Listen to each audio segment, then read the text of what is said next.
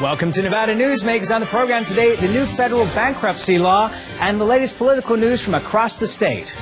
Robert Lawless is an expert on bankruptcy from UNLV, and top political reporter Erin Neff will join us. And holy moly, what a power pundit panel today. Marlene, Lockard, Larry Matheis, and Scott Bensing. It's all coming up next on an all-new Nevada Newsmakers.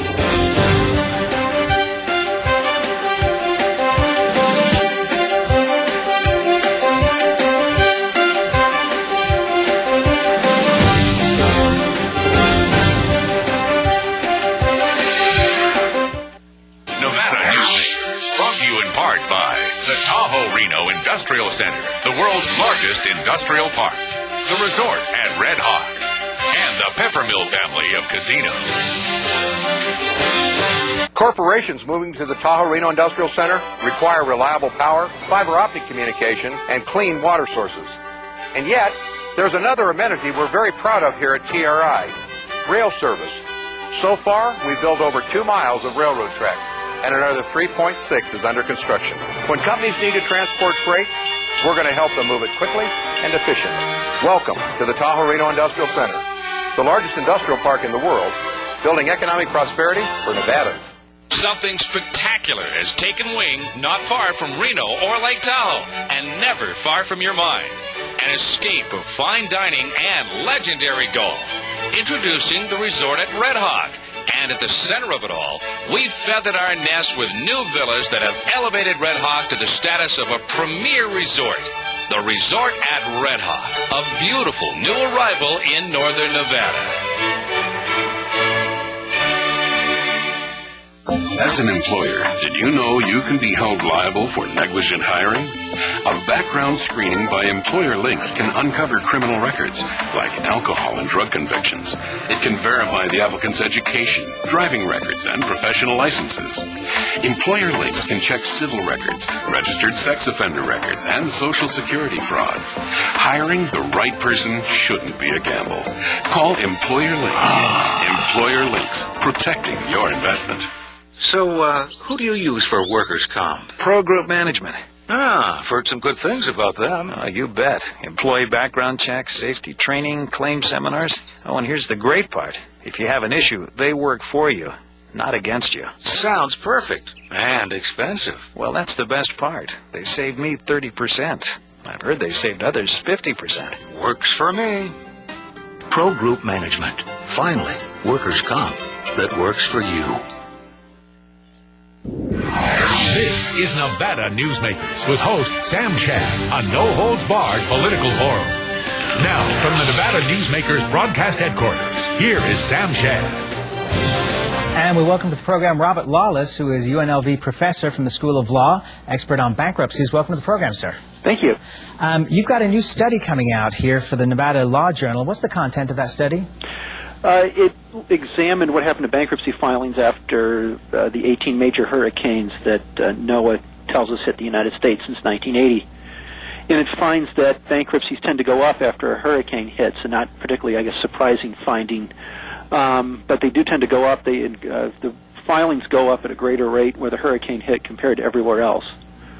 I think the best way to say it is for every 2 new filings in an unaffected area, you get 3 new filings where the hurricane hit.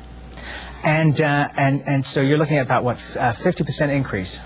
Well, it's an increase in the rate of increase. So bankruptcy, again, I think the best way to say it is if you've got 2 new filings in, let's say, Nevada, you're going to get, for those 2 new filings, there are 3 new filings in, Louisiana or Mississippi. Okay, let me ask you this. How is this going to affect, the new law is going to affect the victims of Hurricane Katrina? Yeah, well, I think the new law is going to be a real problem for victims of Hurricane Katrina, and the Bush administration's own Department of Justice the other day released some guidelines that said, well, we won't enforce some of these laws against victims of Hurricane Katrina, some of the new laws. And the Bush administration got it absolutely right, is those laws are going to be harsh on the victims of Hurricane Katrina, but they can't change the law on their own, and they can't speak for the other creditors, and I think Congress should follow that lead and change the law for the victims of the hurricane. What do you think of the bankruptcy law? It goes into effect on October 17th. What do you think of the new law? Well, I think it's going to be a big problem for everyone, for consumers generally. The new law is going to be helpful mainly to credit card companies and other consumer lenders, but not a whole lot else. I'm not the first one to say this, and it's been observed there was a lot of campaign contributions from the consumer lending industry that helped get this law passed. What are the basic differences between the bankruptcy law after the 17th and as it stands now? I mean, currently people have the ability to rebuild their lives. That's not really going to be true after this law goes into effect. I think it's going to be less true. I don't want to sound like Chicken Little, say there won't be any ability to file bankruptcy afterwards, but it's going to be much more difficult. The new law, you asked me the basic ways. There's so many ways. This new law is going to take so many cuts at people filing for bankruptcy. The biggest changes people are going to see is, you might have heard a lot about the means test, to income test people as to which chapter they're going to be in. There are going to be new consumer credit counseling requirements. There are going to be new rules about how much more you're going to have to pay back creditors in Chapter 13. There are going to be new paperwork requirements. And the thing is, I don't think anybody argues with the proposition that people should pay back as much as they can. It's just that under the old system, academic studies were suggesting that people were already doing that, and this new law is just going to really put the squeeze on people filing bankruptcy and make it, and really not, I think, produce a lot more recovery for creditors. The point of the New York Times editorial that featured you was that the public has been portrayed as just spending wildly and not worrying about being responsible. Yet your study shows that the bankruptcy filings after these storms tend to be 2 to 3 years after the fact, which shows that people are actually trying to pay off their debts prior to filing bankruptcy and actually doing what we would expect them to do. That's absolutely right, and that's consistent. I write in the paper that's consistent with everything that we know about the reasons people file for bankruptcy. Nobody goes out and files bankruptcy the day after they get laid off. There's always a period of adjustment and attempts to try to work things out, and that we see that with the hurricane data, and we see that elsewhere. Academic study after academic study finds that the vast majority of people in bankruptcy court are there either because of a job loss, a divorce, or a medical problem. Your advice to people who are considering declaring bankruptcy, should they be filing right away? Well, I think people should be very careful always about filing bankruptcy. The decision has major consequences for their lives and their financial futures. I think the new law should only affect the timing of when to file, not the decision whether to file. I don't think if you were not going to file before the new law, or excuse me, if you were not going to file, this new law shouldn't prompt you to file. But if the decision had already been made to file, then yes, certainly people should file before the new law goes into effect. Well, it's going to be very interesting to work our way through this. When does your study get released? Well, it'll be published in the Nevada Law Journal in their next issue, and I'm told that should be by the end of the month. Well, we will look forward to following up with you in a year or so from now to see how this all works out. Thank you so much for being here, Robert Lawless. Thank you for having me. We'll be right back on Nevada Newsmakers after this time out. For a videotape of any Nevada Newsmakers program, call 775-857-2244. The tapes are $20 each, including shipping. Since its creation more than a decade ago, the Southern Nevada Water Authority has focused on 3 goals: preserving water quality, improving water conservation in Southern Nevada, and meeting the community's current and future water needs. Through thoughtful planning, responsible management, and collaboration, it's succeeding. As we move into the 21st century, the authority continues to embrace sustainable water development and efficient water use. That's our promise to Nevada.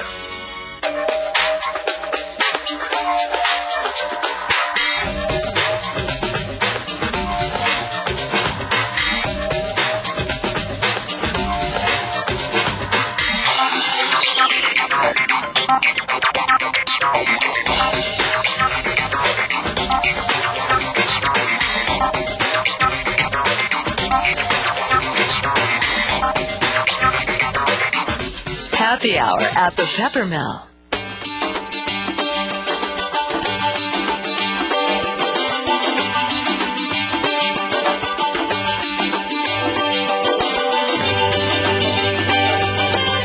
Thanks to an ongoing commitment by America's mining companies, more than 2 million acres already have been reclaimed. To learn more about reclamation or other aspects of mining, visit nma.org. The National Mining Association. Island Inkjet is now open on South Meadows Parkway. Island Inkjet will refill your inkjet cartridges in just 1 hour. We have the ink to precisely match over 240 cartridges, saving you up to 60% on the cost of buying a new cartridge. Our work is 100% guaranteed, and contrary to what you may have heard, refills do not void any printer warranties. You don't throw out your car when it runs out of gas. Don't throw out your cartridges. Refill them at Island Inkjet on South Meadows Parkway by Smith's. And now, back to Nevada Newsmakers with Sam Shad. And we're joined by Erin Neff, who's the chief political reporter for the Las Vegas Review-Journal. Pleasure to have you on the program as always, Erin. It's a pleasure to be with you, Sam. Thank you. Okay, new name pops up into the world of politics in the Silver State. We have Jack Carter, President Carter's son, who's going to run against United States Senator John Ensign, possibly. What are your thoughts? Should Senator Ensign be quaking in his boots? Absolutely not. As you know, Senator Ensign has outstanding name recognition in the state. He's been working in the Senate now for 5 years. He's really making a push to get into a leadership position in his party, and thus he's been helping candidates around the country, senators around the country financially, helping them raise money. He's got a great team in place here in Nevada. He's well known and liked in the rurals. People know where he stands on issues. He's going to have plenty of money for this race. I don't see how Jack Carter makes an inroad there. I talked to him yesterday. He's a very nice man to talk to on the telephone. He said he'll do the show probably in December. And he said he's going to go out into the rural areas and do a listening tour and also attempt to do some fundraising. Do you think any of the national problems that are affecting the Republican Party and conservatives in general could help Jack Carter at all? Oh, I think so. First, you have to understand that Jack Carter is from Plains, Georgia. He, like his father, has a nice drawl. He is homey. He's good people in terms of a small town, rural Nevada. They will welcome him. They would like to hear from him. And you also have a lot of people in rural Nevada who are upset with the government's response to the hurricanes, with the war, with the scandals in the Republican.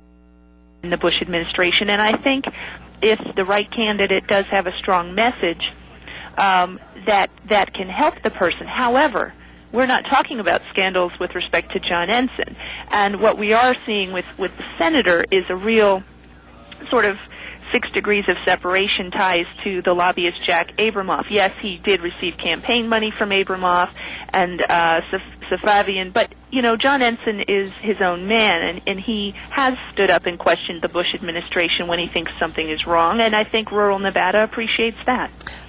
Do you think that Senator Reid is going to give as much support to Jack Carter as he did to Ed Bernstein? I think he's going to give exactly the same amount of support to Jack Carter as he did to Ed Bernstein, which is to say not very much.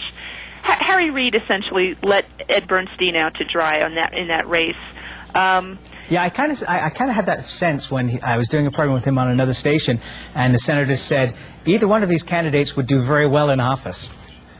Look, Harry Reid is not going to say anything bad about John Ensign. They're friends. They have a working relationship, and Harry Reid's adage, you keep your friends close and your enemies closer, has worked very well here. You know, Ensign had a 428 votes difference in losing to Harry Reid back in 1998.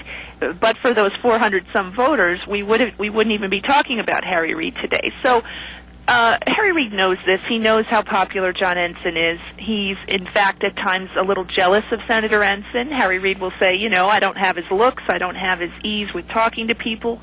And so I think Harry Reid would be quite wise to stay out of this race. Let me ask you, and change topics here, about Dee McGuinn's comments about Don Gibbons' ability to serve in Congress and at the same time be Nevada's First Lady. What's been the fallout from that? You know, I don't know that there's much fallout, but I think it raises a question that voters are going to have to decide. Do they want someone in Congress who essentially is walking into the seat on a name? I'm not saying Don Gibbons doesn't have excellent skills, is not a a shrewd politician and is not intelligent. She is all of those things. However, she came into the state assembly when her husband ran for Congress, a vacated seat. She is now trying to take his seat when he runs for governor. I don't know if people will allow that when they're talking about congressional representatives. I think for state rep, they'll say, okay, that's no problem. They think alike. They're nice people. We can put Dawn Gibbons into office. And she worked hard in that district. Don't get me wrong. I'm just saying, I think once it comes time for the voter to actually push that button in the Republican primary, there might be some pause. And who do you think at this point is in the lead in that race? That's hard to tell. I would say, Sharon Engel's going to have her support, and she's going to have sort of the rabid wing, that's a tongue twister, of the Republican Party behind her. And I think Dean Heller's going to have quite a bit of support. I don't know, ultimately, and I'm not trying to downplay Dawn Gibbons' ability to campaign. She is a good campaigner. She will have money. She will be funded, and it's just gonna come down to whether people want a moderate in Dean Heller, whether they want a super conservative in Sharon Engel, or whether they want to continue with this named legacy. And if voters are happy to have a governor and a congressman of the same name, well, maybe we'll see it happen. And it certainly has happened in other states. There was a tax approved for Clark County to hire more police officers. And Frank Geary from the Review-Journal wrote an excellent article saying that a proposed 4-year contract that assures most Las Vegas police officers annual raises of 10% could be approved this month, even though 6 of 7 Clark County commissioners oppose this pact. Isn't this kind of a knock on the public that this money will be going to raises instead of hiring the maximum amount of police officers which are needed in Southern Nevada? It absolutely is. You have our sheriff down here, Sheriff Young, has taken a 52% vote on a sales tax initiative as a mandate. He says, look, the people want more police, they'll pay for it. 52% is not a great margin, as we know. And so you have already the population down here split fairly evenly over whether to even raise the sales tax for new cops. Now when you have this whole issue with respect to the new contract, it does seem to raise some questions. The commission is not happy with this. Obviously, the city doesn't really mind. They sort of demur to the sheriff when it comes to funding the cops, and people want safe neighborhoods. And ultimately, the mayor of Las Vegas, Oscar Goodman, and the city council, they don't want to be seen as the folks who derail safe streets. And I'm not trying to begrudge the cops any pay. I'm just saying, look, the people down here just raised the sales tax, and we're going to raise it again, probably to another 0.25% to finish off paying for these police officers. And there's got to come a time when people say, "Whoa, enough's enough." And that's where we got to leave it. Erin Neff, always a pleasure. Thank you so much for being here. Nice to talk with you. We'll be right back on Nevada Newsmakers after this time out.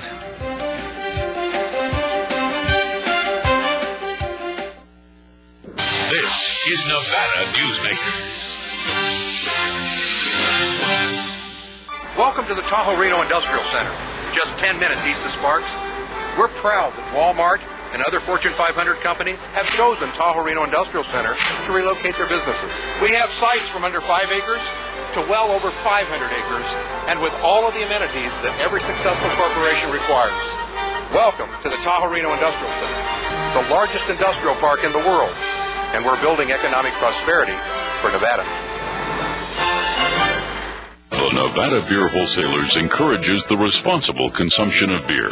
The Nevada Beer Wholesalers Association are sponsors and participants in many community-based efforts such as school education programs, safe ride home, recycling programs, alcohol-free after-prom and graduation parties, safe boating campaigns, and designated driver programs. They are family-owned businesses employing 2,000 Nevadans. They also collect and pay the state excise tax. The Nevada Beer Wholesalers Association, delivering more than just beer.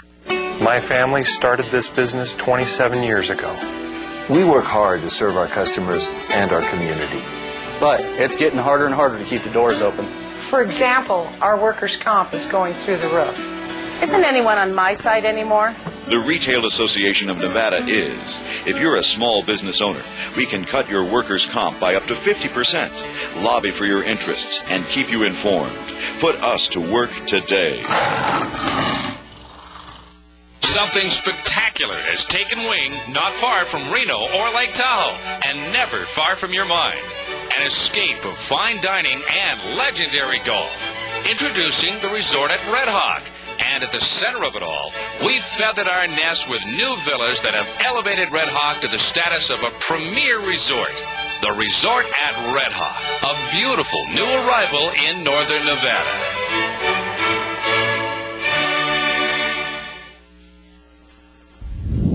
And now, back to Nevada Newsmakers with Sam Shad. And we're joined by an extraordinary Power Pundit panel today. Scott Bensing is here, Chief of Staff of Senator John Ensign, Marlene Lockard for Capital Strategies, and Larry Matheis, who's the Executive Director of the Nevada State Medical Association. I want to start with you, Scott, because I'd like you to address what Erin was saying about Jack Abramoff and his relationship with Senator Ensign. You want to clear that up? I don't know what there is to clear up. There were some campaign contributions. Again, I think it's important to put all these things in perspective. We're talking last race, a $5 million race, and $1,000 or $2,000 in campaign contributions. This race will be much of the same, between $5 and $10 million, and $1,000 or $2,000 in campaign contributions. So I'm not sure what scandal is out there. Are you quaking in your boots at the thought of Jack Carter running against Senator Ensign? Senator Ensign has always planned, and has said publicly, always planned for a very difficult race. I don't know if Mr. Carter will come out of the Democratic primary, if there'll be other people to enter. We're going to run our race and do what we said we were going to do, raise enough money to be competitive and not worry about it. Marlene, I'm going to throw you some raw meat here. I mean, you know, it's an interesting time for Republicans with the problems of Tom DeLay, Bill Frist, the response to Hurricane Katrina. Does this give Jack Carter any legs at all? Well, it could possibly give him legs. I think the issues on the national level are very troubling to all Americans, and I think folks are very worried about what's going on with the leadership of the country right now and all of the different fiascos we've gotten ourselves into.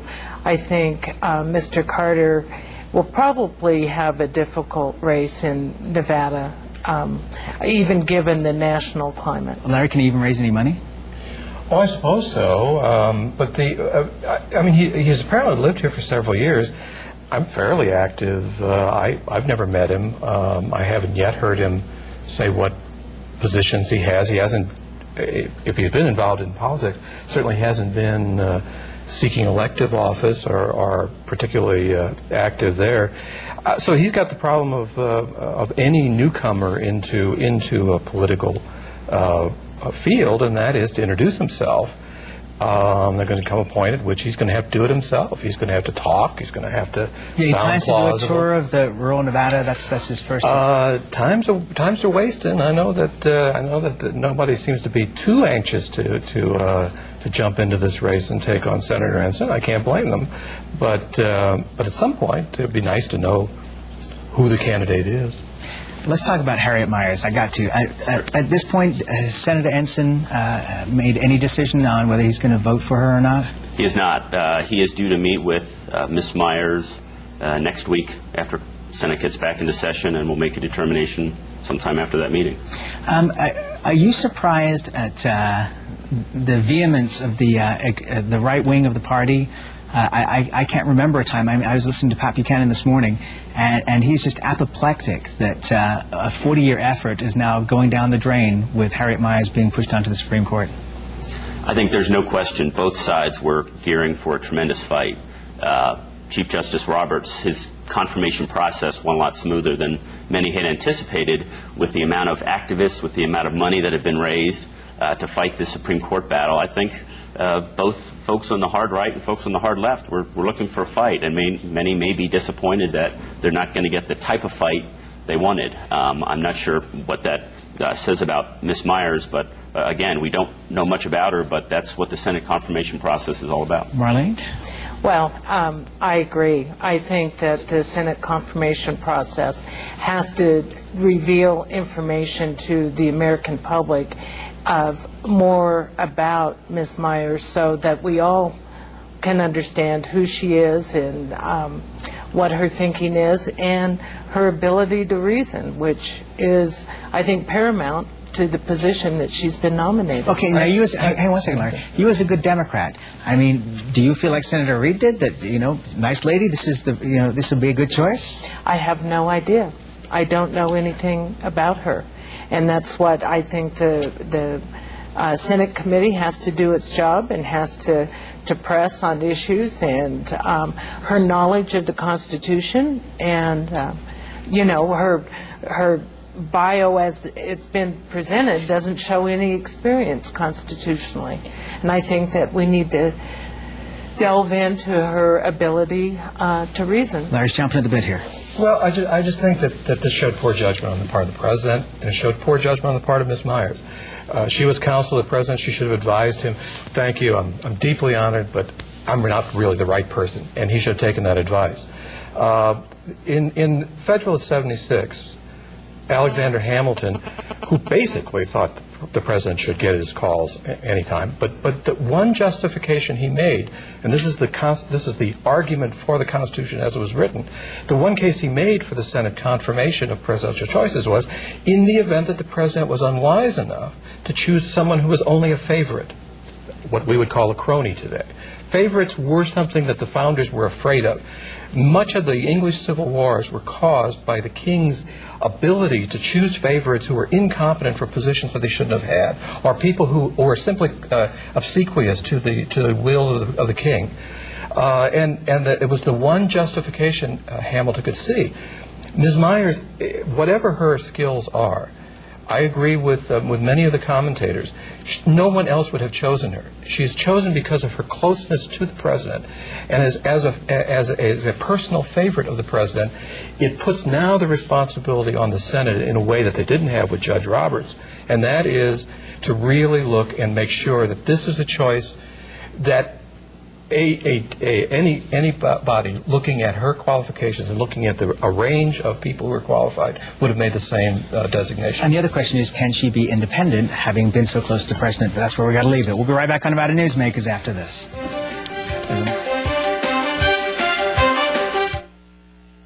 Nevada Newsmakers, brought to you in part by the Tahoe Reno Industrial Center, the world's largest industrial park, the resort at Red Hawk, and the Peppermill family of casinos. South Reno's hotspot for food, fun, and friends is the Tamarack Junction. Enjoy great food 24 hours a day in the Dining Car Restaurant. For a quick bite and the best sandwiches in town, it's the Whistle Stop Deli. And for the best appetizers and menu selections and a large variety of cocktails, beers, and martinis, it's Sully's Sports Bar, Grill, and Nightclub. The Tamarack Junction is your junction for fun. South Virginia and Amati Ranch Parkway. On the next show, an old colleague of Harriet Myers, and we also have attorney Tom Mesereau. It'll be a great show on the next Nevada Newsmakers. Thank you very much. Pleasure.